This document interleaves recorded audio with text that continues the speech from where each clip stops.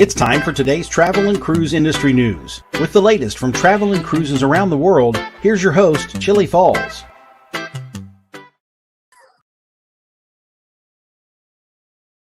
Hey, good morning and welcome to Travel and Cruise Industry News. Sorry about the little delay there. My earbuds were in a knot. I wonder what cat did that.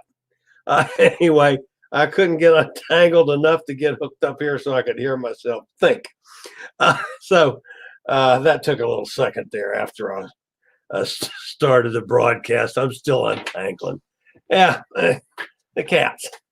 I blame them for everything. It's probably my fault, but what's hell? Okay, welcome to Travel and Cruise Industry News on this, the 6th day of June, 2020, coming to you from Forest, Virginia, Central Virginia, right outside of Lynchburg. Today's show, we're going to take a look at Cristobal as it takes dead aim at New Orleans and the Gulf Coast. We're also going to chat a little bit about Aida Cruises, who has just canceled all sailings that were destined for the United States or Canada for 2020 and what that might mean to our hopes of cruising this year. And we're going to look at two other cruise lines that are actually going to be sailing within the next 30 days. They're not necessarily the ones we want to see sailing, but they are at least two more lines that are, in fact, going to sail. So that's all on the agenda for this morning, and we'll get started with that right after this. Do you have a bad back, bad hips, bad knees, or any other mobility issues? Think about Scootaround. For scooters, walkers, wheelchairs, even oxygen needs, delivered right to your cabin. Scootaround for all your mobility needs on your upcoming cruise. All right, so good morning, Tom Henry. Tom was telling me that about his alarm goes off with playing the theme to Gilligan's Island. Gretchen's with us. Hey, Gretchen, how you doing? I won't see you Sunday. Is 62 until something about Sunday. I can't quite read what Gretchen said there. Tom says, hi, Gretchen. I thought you might not be here when you said see you Sunday. And Gretchen was referring to possibility of seeing us on the show from London. By the way, before we get started this morning, I will mention the show from London is our guest will be Dan Crutchfield, who is with Outside Agents, is a travel agent and knows a lot about the business. We're going to talk about the difference in booking travel with an agent and booking travel without an agent. We'll talk about cruising in general. Who knows what direction we'll end up going with somebody with the experience and knowledge of him. He lives down in Jacksonville and has been involved in the industry a long time. So looking forward to Sunday. Should be a very interesting chat on that's on cruises for solo. Come on, tongue. Can't get my tongue to work. Cruises for solos. Pete's group from London, and there'll be Pete and John and I, of course, the three cruise amigos will be there. So now, moving right along, getting to the top story for the day, and that's Cristobal. Cristobal, we talked about on Thursday. It has now become a tropical storm, and there are warnings issued for all of the U.S. Gulf Coast in anticipation of its arrival later on this weekend. Of course, it's the third named system of the season. As of just before we came on the air, it's got sustained winds of 50 miles an hour now. threatens to make landfall probably sometime tomorrow afternoon. Could be from anywhere from New Orleans in probably a couple hundred miles either direction. Don't know the exact direction it's going to come inland yet. But the storm strength and where it might likely hit should become clearer through the day today. The highest winds and the greatest storm surge and heavy rains may occur east of where it actually makes landfall. So you got to look at Mississippi, Alabama, and even into the Florida panhandles for having some damage from this. It is moving north. It has left the Yucatan Peninsula and right now is aiming straight into New Orleans. All right, I just got a message thrown in here. We are having trouble streaming to Facebook. It may be an issue on Facebook's end. Huh. Well, I'm sorry to hear that, folks. So I'll get that out of my way so I don't see that. So apparently Facebook is having an issue right now. Let me switch over and make sure that I am. Yeah, no, it says that the video was interrupted. So if you were on Facebook, folks, I hope you find me here because we are not on Facebook this morning. So sorry about that. Back to Cristobal. Who knows what's going to happen with this as far as strength goes, but it has already produced some deadly flooding in Mexico. Portions of Mexico, Guatemala, and El Salvador could get another 10 to 15 inches of rain as it moves north, actually through the night last night and today, bringing the total rain since this thing started at near 35 inches. That's a lot of rain, folks. The rainfall will continue to bring dangerous flash flooding and mudslides to the region as the storm moves away from the coast. So, pretty tough storm for this early in the year. The second story, before I get to that, I see Emily's with us. Good morning, Emily. Glad you could join us. The second thing, we've talked about the whole COVID-19 issues and whether or not things were done too early and the like. Florida saw 1,300 new cases yesterday. They've had just a horrendous jump in cases the last couple days, and that's not a good sign. Keep in mind, folks, one of the things that we have got to get past before we can seriously start cruising is Florida.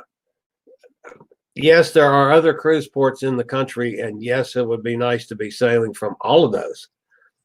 But when you look at Miami, Fort Lauderdale, Port Canaveral, even lesser amounts to Tampa and Jacksonville, West Palm for our Bahamas Paradise cruise line,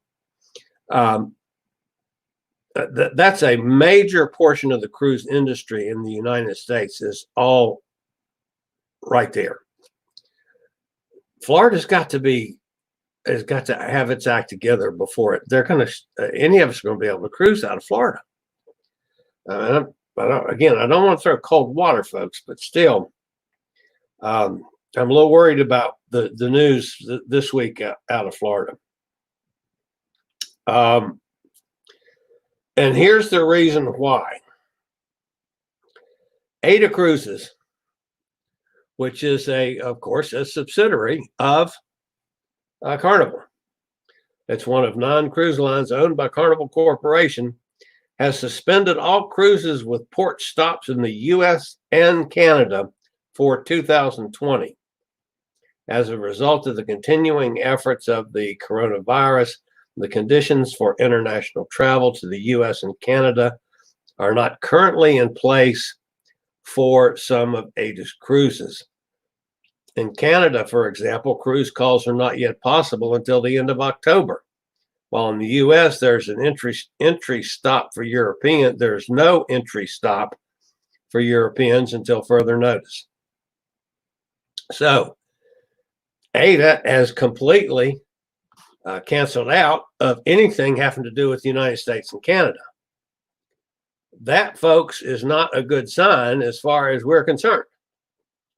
Can you blame them? No, I can't blame them. I'm seriously concerned about what's going on and how it's going to affect any cruises.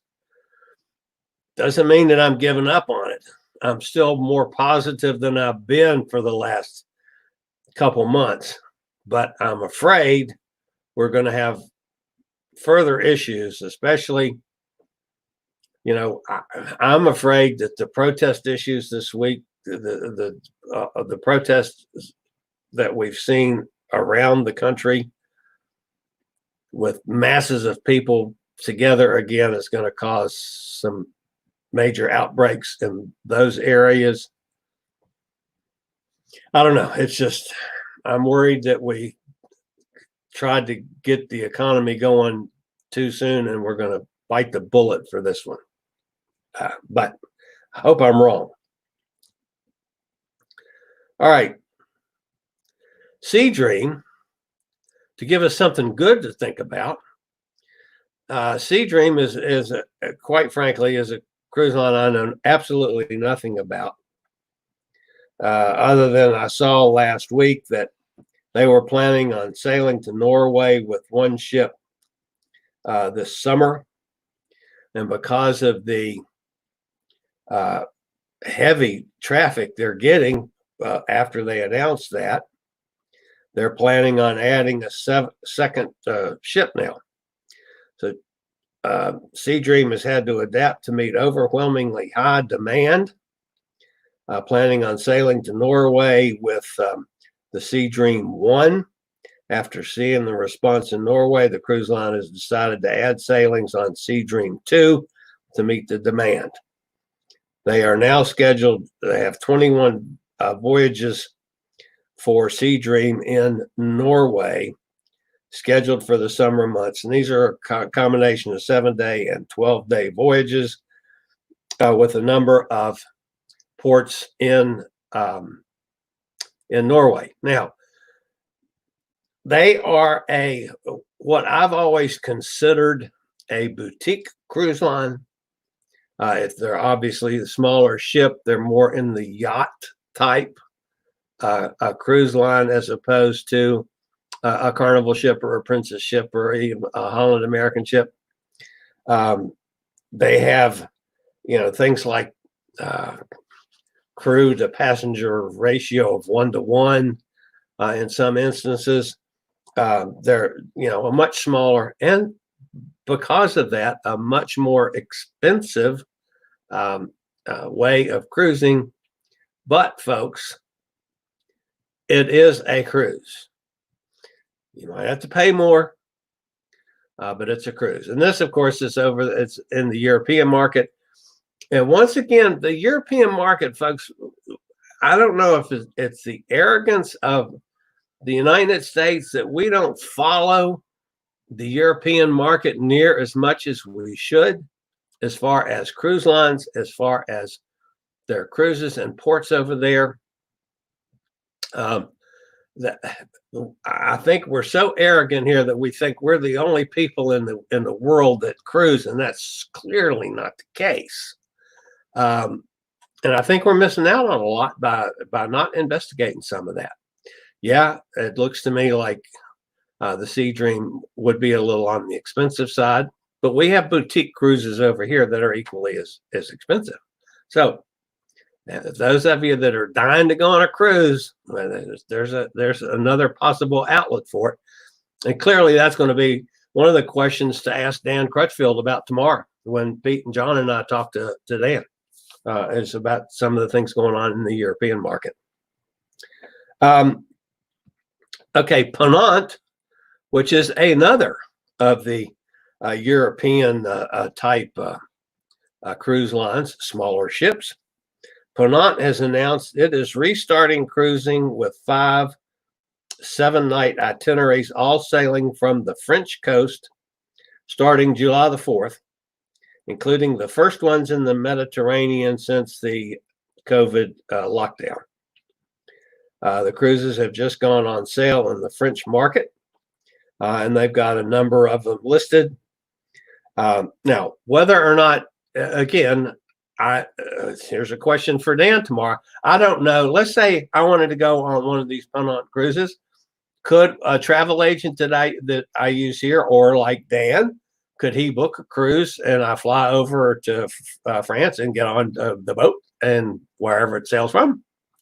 I don't know.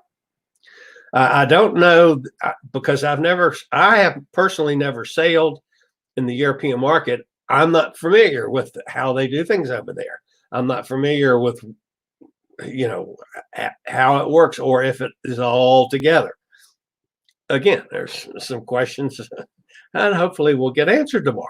So, but there's, folks, as negative as the news has been about the cruise lines, there's your 2 cruise lines that if you're just absolutely dying to go cruising, there's something available.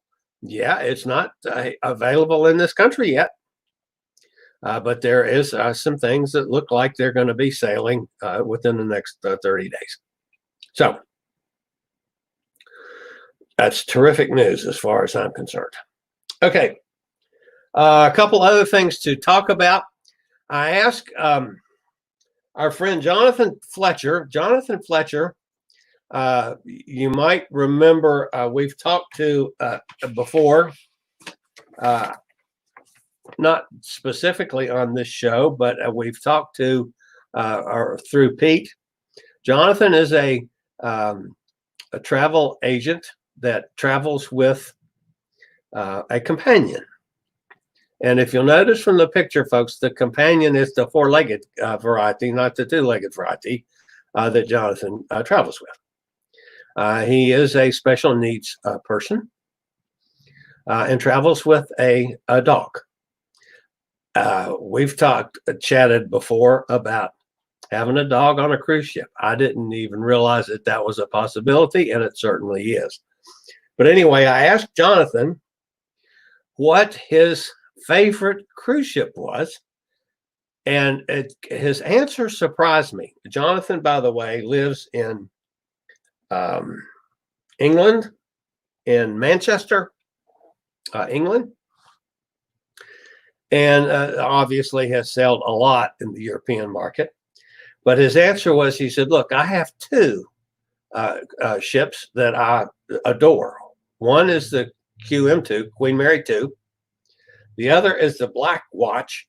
I didn't even know what the Black Watch was, folks. I had to go do some research. Okay.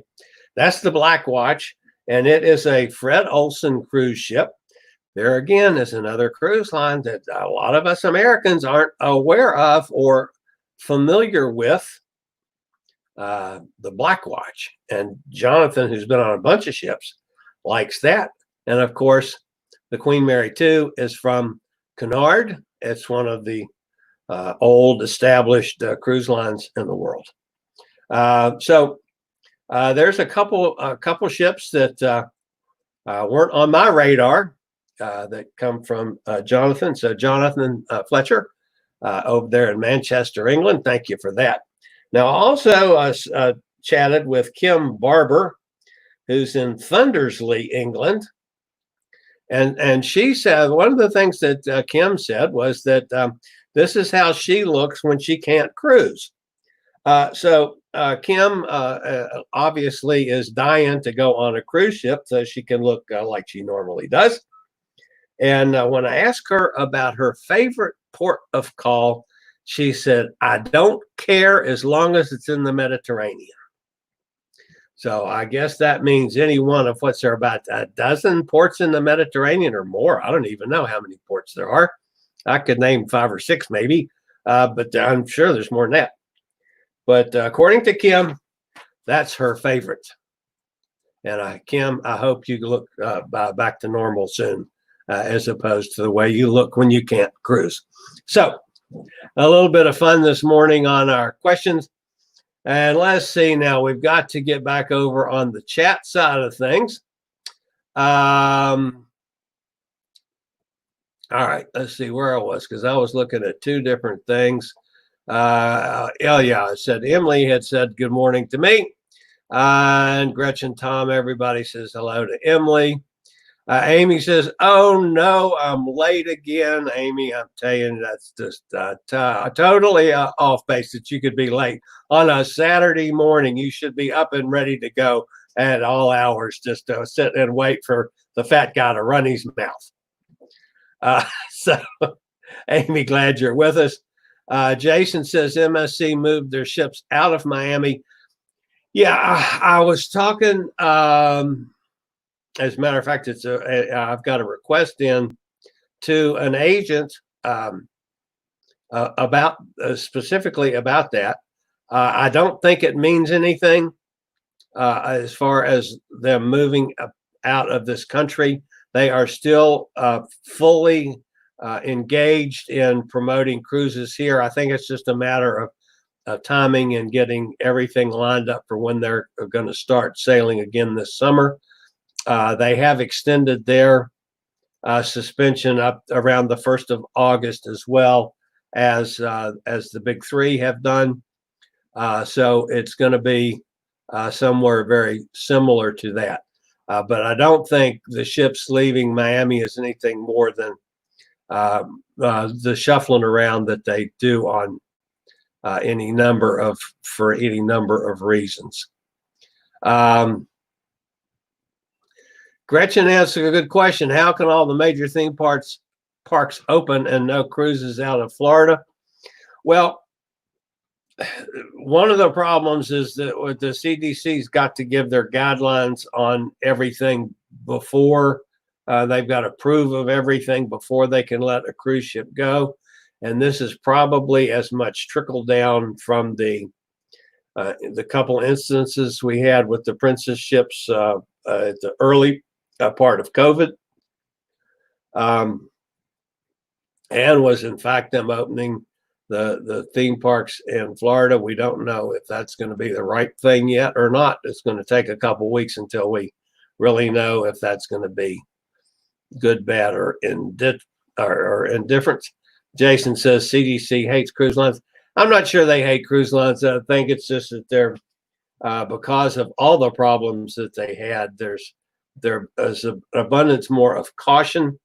And I don't disagree with any of the procedures that have been put in place as it is now. Yeah, it's going to be a pain in the butt for all of us, but it's probably going to eventually affect pricing some too, especially if they have to keep up with the social distancing rules on the cruise ship for long. It's like the airlines. I mean, they've got to come up with a way that these businesses can make money and provide us with a service that we want for any of us to be successful at it. Emily says it's in the mid 80s here in New Rochelle and Human. Yeah, we're going to have some probably hit 90 again today here. By the way, speaking of weather, some of you, when I got sidetracked there when I couldn't get my earbud in my ear to start talking. A couple of you, I know Tom and Bonnie, both were around yesterday when I did a test out by the pool. I do not have enough Wi-Fi signal sitting by the pool to live stream. So I attempted to use my phone as a hotspot and see if I could piggyback enough of a stream to go that route, as opposed to trying to pull my Wi-Fi signal from the house out to the pool.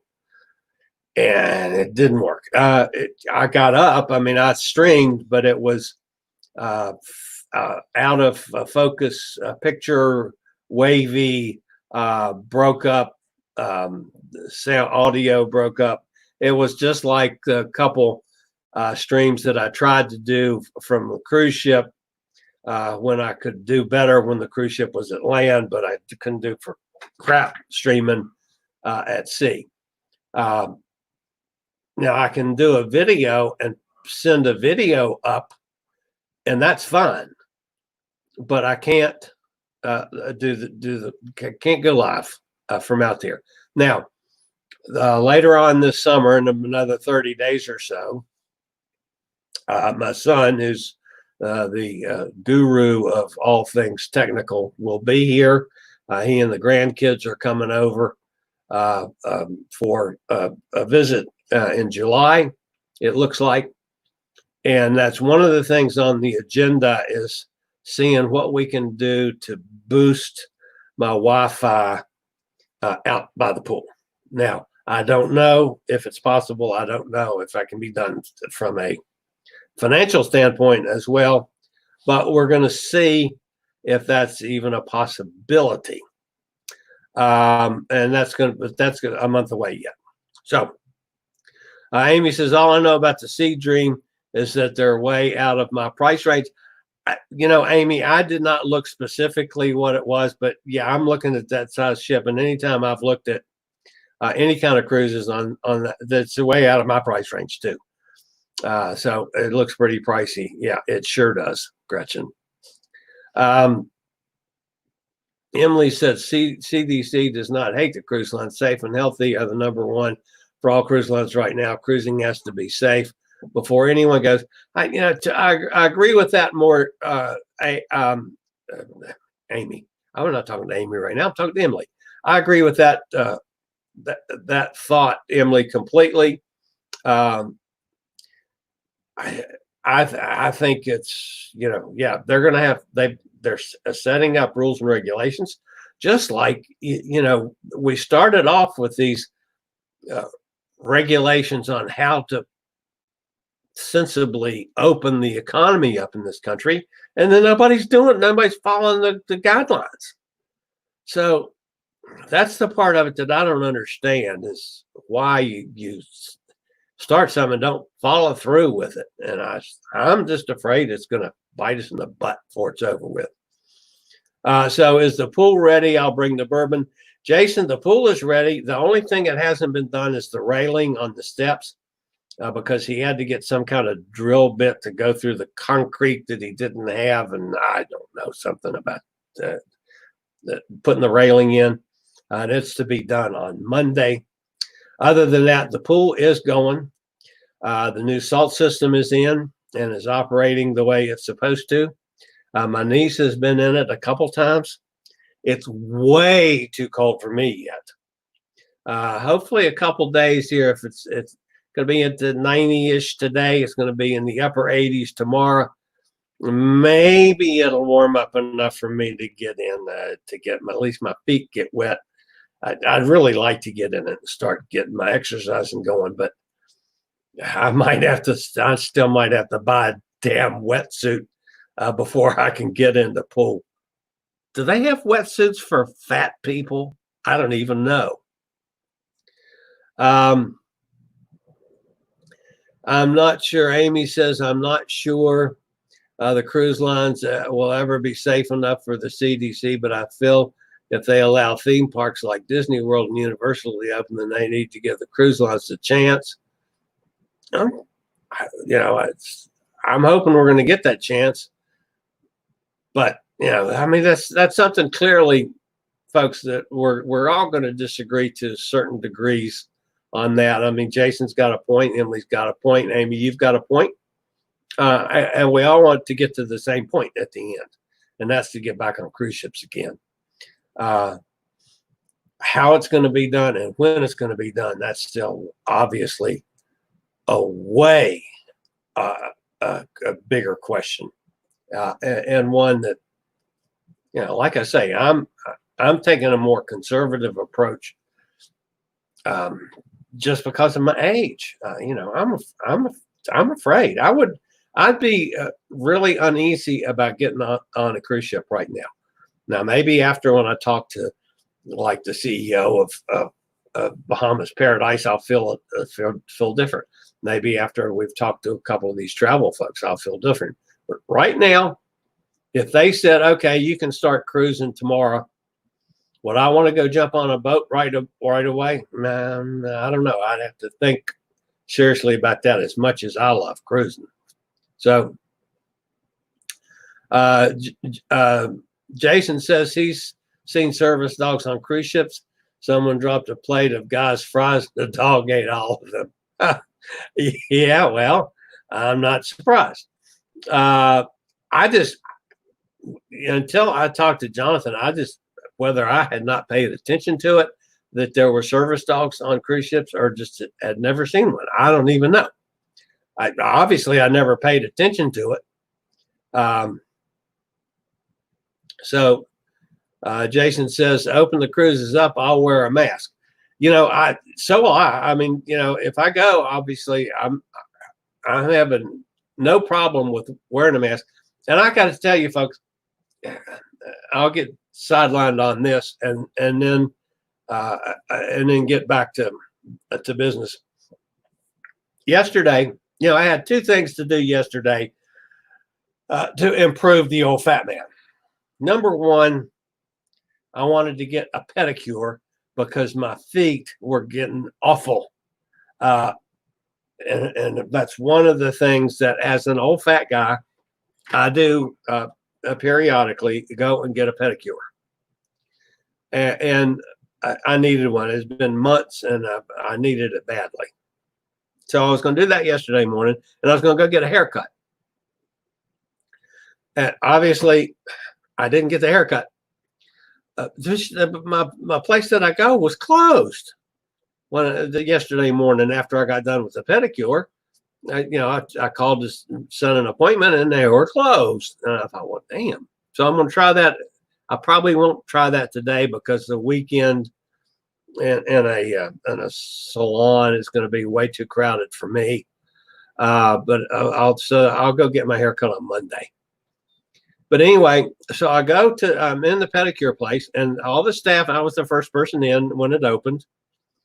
And all the staff was masked up the way, they're supposed to. And they put me at the end of the row thingy on the chair. And, I got the thing you put your feet down in the warm water and stuff while the girl gets all her stuff ready and does her pedicure thing. So while I was sitting there and letting my feet soak and the girl to start doing the work and stuff, 3 ladies, all of them senior citizens now, came in at different stages over the course of 10 or 15 minutes or so. None of them had masks on. None. They all just walked in like it was nothing.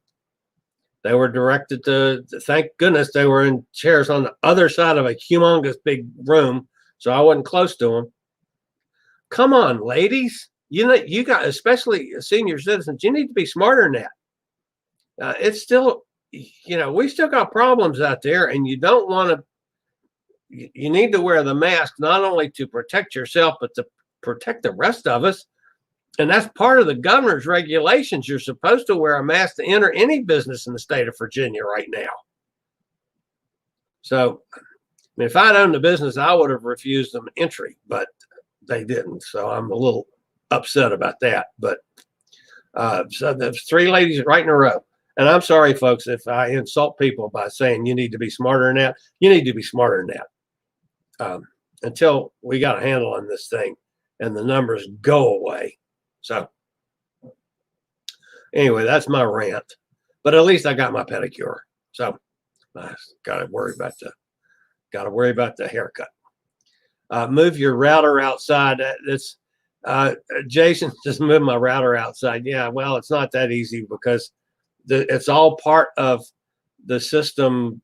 We get our cable TV and the Wi-Fi and all that comes in together, and I don't know. It's over my head. You know, Jason, I'm not technical at all, but if I moved the router outside where I could live stream by the pool, then we got no TV signal in here. And then I got other people in this household that'll be ready to kill me.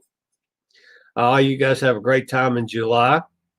Yeah, oh yeah, that's with Jason and the grandkids coming. I'm definitely looking forward to that because I'd love to go to visit. I haven't been to visit now for when was I over there? Like in January or something. They live in Louisville, and I try to go, you know, a 3 times a year, just over, even if it's just over for 3 or 4 days. So my son and I can try to drink all the bourbon in Kentucky and get to see the grandkids. And so I haven't been able to be over there for 4 months now, which is a long time. But so I'm looking forward to them coming. That'll be good. Jason says he bets Tom Henry would jump on a cruise tomorrow if he could. And so would Gretchen. Yes. And Tom says maybe. Cindy would definitely. Gretchen says her hubby still won't go. Sorry about that. Here in New York, Emily says here in New York, you have to wear a mask in public and also inside businesses. And that's what it's supposed to be in Virginia, but it's not. I mean, it's obviously they're not enforcing it in any way. I don't know if it's enforceable. I just think people need to be smarter than that. Tom Henry, we're due to go to Port Canaveral June 28th, concerned over the Florida spike. Now, I'm concerned over that too. They've had 3 bad days.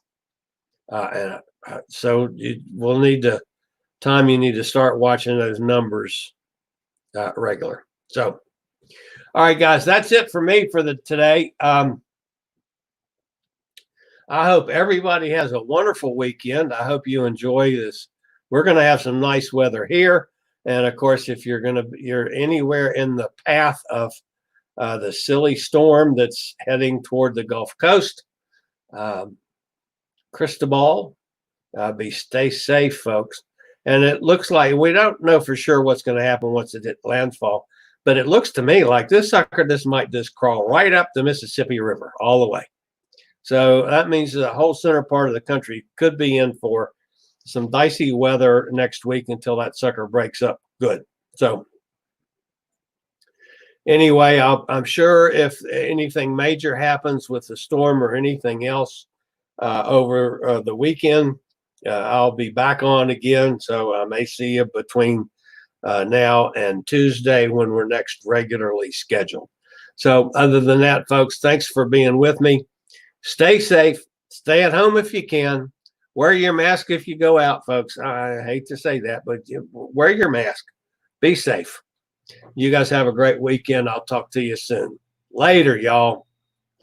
Thank you for watching today's Travel and Cruise Industry News.